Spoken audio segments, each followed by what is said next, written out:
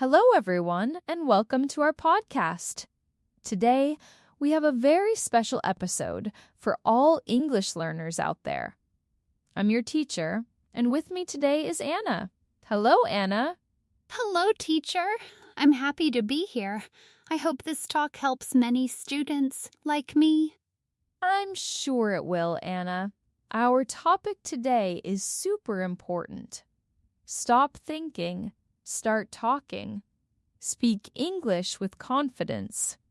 Many of you know a lot of English words. You understand grammar rules. You can read and write well. But then, when it's time to speak, your mind goes blank. You just stop. Do you feel this way sometimes? Oh, yes. All the time. I study a lot. I know the words. But when someone asks me a question in English, my brain, it freezes. I can't find the words. That's a very common feeling, Anna. You are not alone. It's like your brain has all the information, but there's a wall between your brain and your mouth. We call this overthinking. You think too much, and then you don't speak enough. So, to our listeners, we want to ask you, what stops you from speaking English in real conversations? Think about it as we talk today. Yes, that's exactly it. Overthinking. I feel like I need to say a perfect sentence with perfect grammar, perfect pronunciation. And then I think, and I think, and I think. And the moment is gone. I miss the chance to speak. Exactly. That brain freeze you mentioned, Anna, it happens because you're trying to build a perfect sentence in your head before you even open your mouth. It's like building a big, complicated house in just a few seconds. It's impossible. And then, because you take too long, the conversation moves on. You feel bad, and the next time, you might not even try. It's a cycle. Yes, it is. And then I feel shy. I think, oh, I am not good enough, or my English is bad. So I keep quiet. Many students feel this way. It's not a problem with your English knowledge, it's a problem with your speaking habit. And it is fixable. Let us understand what blocks speaking so we can start to remove those blocks. Are you ready? Yes, I'm ready. I really want to speak more. Great. So, why do learners often stay silent? The number one reason is fear. Fear of making mistakes. People worry that if they say something wrong, others will judge them or laugh at them. That's my biggest fear. I remember once in school, I said a word wrong, and the teacher corrected me very loudly. It made me feel very small. Now I always remember that feeling. I understand, Anna. Negative experiences can stay with us. But remember, a teacher's job is to help, not to hurt. And real-life conversations are different from school tests. Most native speakers are very happy you are trying. They don't care about a small mistake. They care that you are trying to communicate. That's true. But I also feel like I need to be perfect. My sentences must be perfect. My pronunciation must be perfect. It's this perfectionism you always talk about. Yes, perfectionism is a huge blocker. You're waiting for a perfectly formed sentence to come out, like magic. But language isn't magic. It's a tool.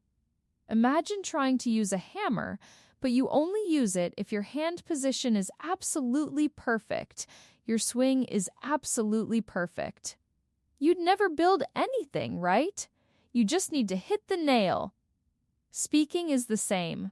You just need to say something. So I should not wait for perfect. Just speak? Exactly. Instead of waiting for perfection, we need simple tools. My first advice is Use short, simple sentences. Don't try to make long, complicated sentences like you read in books. Think small. Say what you can, not what you think is perfect. Short sentences like, I like coffee, instead of I enjoy the rich aroma and complex flavor profile of freshly brewed coffee. Laughs. Exactly. I like coffee is perfectly fine. It communicates your message clearly. Another great tool is using reaction words or ready phrases. These are small words or phrases you can use to show you are listening and understanding, even if you don't have a full sentence ready. Reaction words like what? For example, if someone tells you something surprising, you can say, "Oh, really?" Or if they tell you about a problem, you can say, "That's difficult," or just, "I see." These are not full sentences, but they show you are part of the conversation. Let's try. I will say something, and you react with a short phrase. Ready? Okay, I'll try. Anna, I stayed up very late last night studying for my exam.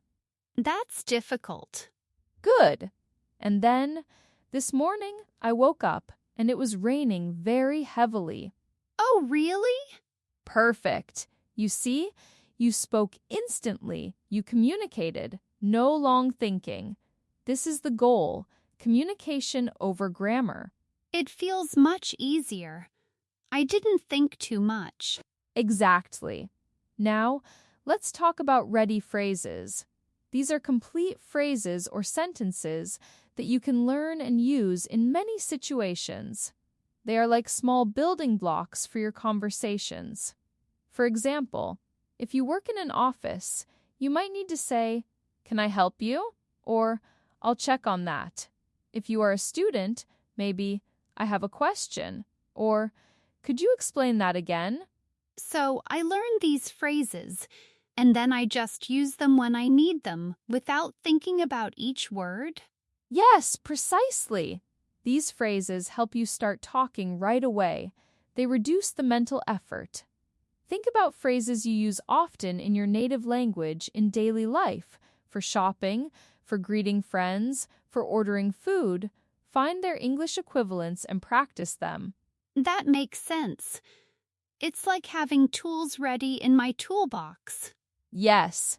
Now, how can we practice these things without pressure? Because practice is important. One easy way is to talk to yourself. You can describe what you are doing. I am making coffee now. I am opening the window. Nobody hears you, so no pressure, right?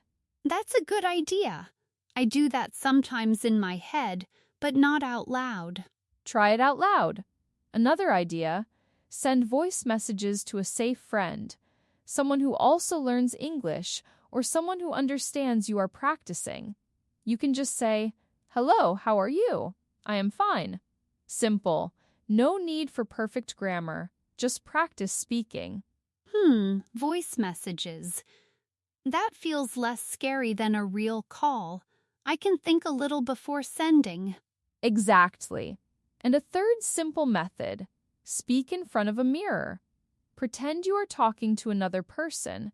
Ask yourself questions and answer them. What did I do today? I went to work. What will I eat for dinner? I will eat pasta. Which of these methods feels easiest for you, Anna? I think talking to myself or sending a voice message to my friend who is also learning. The mirror thinks a little bit strange for me right now. That's fine. Start with what feels easy.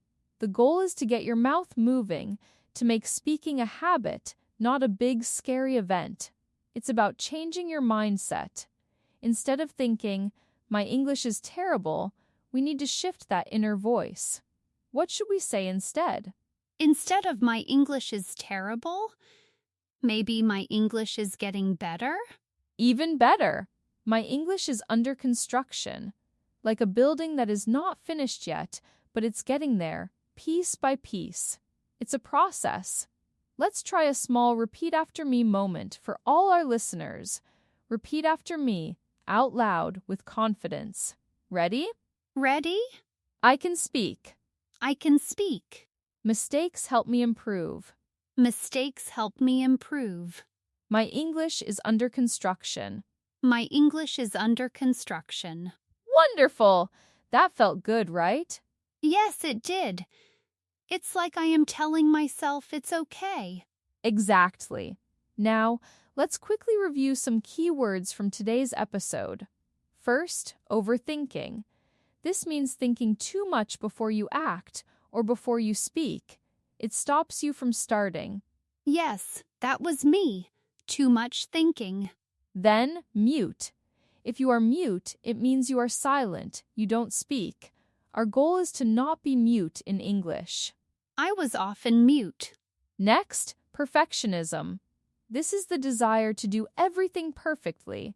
It can stop you from doing anything at all because nothing feels perfect enough.